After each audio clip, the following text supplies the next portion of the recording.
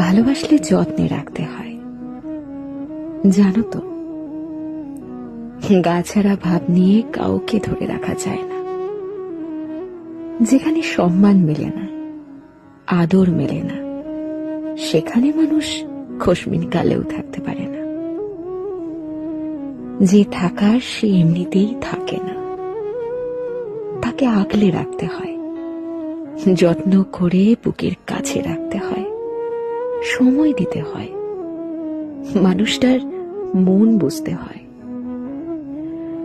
প্রভুভক্ত কুকুরকে 3 বেলা ঠিকঠাক খাবার খাইয়ে তাকে অবহেলা করলে সেও তার চিরচেনা স্থান পাল্টায়।